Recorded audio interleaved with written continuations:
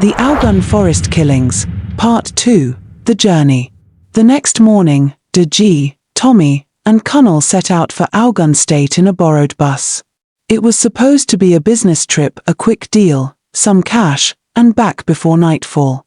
But from the moment they left Lagos, something felt off. The sky turned grey halfway through the journey. The radio suddenly went dead. Ivie, sitting at the back, felt a chill even though the weather was warm. His grandmother's voice echoed in his mind, "Never travel when the ancestors give you warning in your dream." The night before, Head dreamt of walking barefoot through a forest, hearing someone call his name from deep inside the trees. He woke up sweating. But he laughed it off. "Na dream, beg." As they drove deeper into the forest roads of Ogun State, the air became heavy. Tall trees bent inward, almost forming a tunnel. The sound of birds faded, replaced by the faint hum of insects. Connell, who was driving, laughed to break the silence. "This road be like film, abi? Nauwn collect money fast, Tommy replied, forcing a smile. But Ivie wasn't laughing.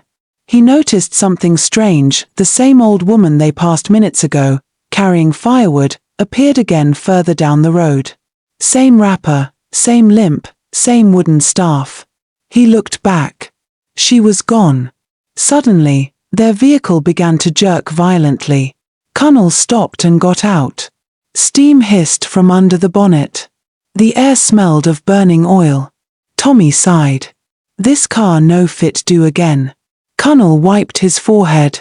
"Make we rest small. Sun don too hot." As they sat under a tree, Ivie saw movement in the distance, a shadow slipping between the trees. He blinked. Gone. Then a whisper, faint but clear, called his name. "G." He stood up, looking around. "You hear that?" he asked. "Hear wetting?" Tommy replied, frowning. The whisper came again, closer this time. "Go back." A strong wind blew, scattering leaves. The sky dimmed as though evening had arrived early. Out of nowhere, a man appeared tall, wearing a red cap and white cloth tied around his waist. His eyes were strangely calm. "Are you the boys coming for the business?" he asked. Connell stood up quickly. "Yes, us. You be barber aid." The man smiled faintly. "Follow me." Something in Ivie's spirit screamed no. But Connell and Tommy were already moving, following the stranger into the forest. Every step deeper, the air grew heavier. The forest felt alive, whispering, breathing. The trees seemed to watch. Ivie's legs grew weak. He looked up and saw an old shrine made of clay and wood, marked with red chalk. Strange carvings covered the ground, symbols that looked like crawling insects. "Make Una wait here," the man said and disappeared into a small hut. Tommy whispered, "Ivie, you day shake. Wetting happen?" "Something no pure for here," Ivie muttered. "I feel Then they heard drums, slow, heavy beats echoing from deep within the forest.